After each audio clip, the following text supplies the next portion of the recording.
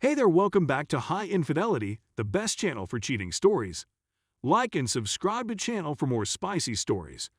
Now, let's get into today's story video. She 33 female, cheated. I 32 male, left, but she's not letting go.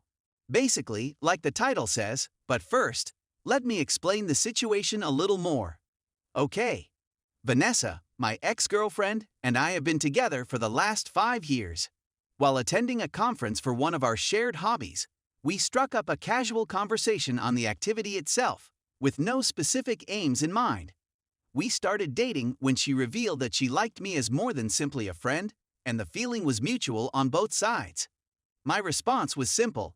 I didn't say anything since I didn't want to end the connection, and I didn't believe she would be interested in me. We had been dating for almost 2 years before deciding to move in together. Our families got along well, our friends got along well, and we all developed a large mixed social circle as a result of this. That astonished me since we came from such disparate socioeconomic backgrounds, with me having grown up in impoverished/middle class circumstances and Vanessa and her friends and family having grown up in affluent circumstances. Everything had been going well for her for the previous 3 years until she decided to cheat on her husband. Vanessa cheated on me with some random guy, and I have no idea why she did it, nor do I want to find out why she did it. I found out about a month ago when I borrowed her phone to call a friend since mine was broken at the time. I was shocked. When I unlocked her phone, the first thing I saw was a message from a guy who had loved that bouncing on him the day before. That was the first thing I noticed when I opened her phone. I'll save you the emotional torture that I went through. And I'll admit, I just put the phone down and informed her I was going without explaining why. And I could see she was bewildered by my quick departure, which I understood. I just did not want to do something that I would later come to regret, especially because I have had anger issues in the past, which I have mostly resolved. She most likely discovered that I had seen the message, but since my phone was still in the flat, she had no way to get in touch with me. It took me hours of walking about the city before I was fatigued enough to want to fall asleep while still on my feet. In the evening, I went over to a friend's home and slept with them all night before returning to our apartment the following morning and working things out with Vanessa. This was the end of my connection with her since I told her I wouldn't be in a relationship with a cheater. I didn't care about how it happened or who the other person was. All I wanted was to go away from it all and forget about it. No, she wasn't trying to win my approval. She was sobbing hysterically, blaming her own actions, punching herself in the head because she was, quote, a silly cheating C*NT, begging me not to go, and promising to do anything she could to make things right. Because of the whole incident, I felt even more uncomfortable with her, and when our neighbors came out to see what was going on, there was quite a commotion in front of our apartment building. I was successful in escaping, despite the fact that the situation was made exceedingly complicated by theatrics.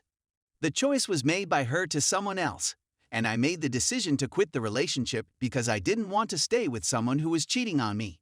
My stuff were allowed to be removed from the apartment when she was not around, and I figured that was the end of it. But that was not the case. In any event, if it were the case, I would not be present at this time. As I already said, Vanessa and her family are quite rich. She is now squandering her money, as well as that of her family, by failing to provide me with even a single day of any type of recollection of her.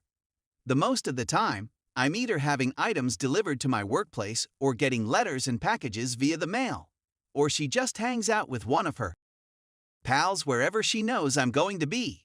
I have no idea how she knows, and this is making me uneasy because I keep getting the impression that she has someone following me, attempting to coerce me into talking to her or something. While attempting a conversation with the local police department about the problem, I was informed in no uncertain terms that her family would see that nothing was done about it. The police should be commended for being truthful, but they should be allowed to carry out their duties instead. I aspire to be a better person. I'm ready to take the next step. My wife, however, would not allow it, and I do not have the financial means to go elsewhere. She's already banned or ignored me on every social media platform conceivable, but oddly, she's not making any effort to contact me via any of them. Friends, on the other hand, are there for you. Everyone she has a friend with, and she has a lot of friends, has asked me to meet up with her, listen to her out, or anything along those lines. However, I'm sick and tired of it. I'm fed up with all of this. I just want it to be done with now. I don't want to hear anything she has to say. I'm not interested in going to see her at all.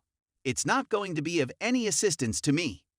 So may someone here please be of assistance to me? So how can I break away from someone who won't let me go and who has the time and resources to continue doing so in perpetuity? Is it okay for me to provide her the one meeting she has requested? Is it even going to be of any assistance?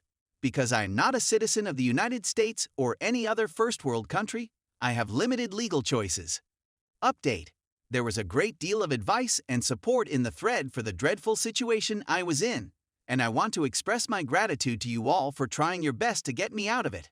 Last but not least, I planned a meeting with my ex-mother, husbands whom I mentioned in one of my posts when I was replying to people's questions about the whole situation. The time had passed since my previous post, which was around a week ago. She understood why we had broken up and was completely supportive of my decision to end my relationship with her daughter, despite the fact that she knew how much it had affected me. It meant a great deal to me, and I'm not sure I appreciated how kind her mother was to me until we were together again. I told her everything that had transpired since the breakup.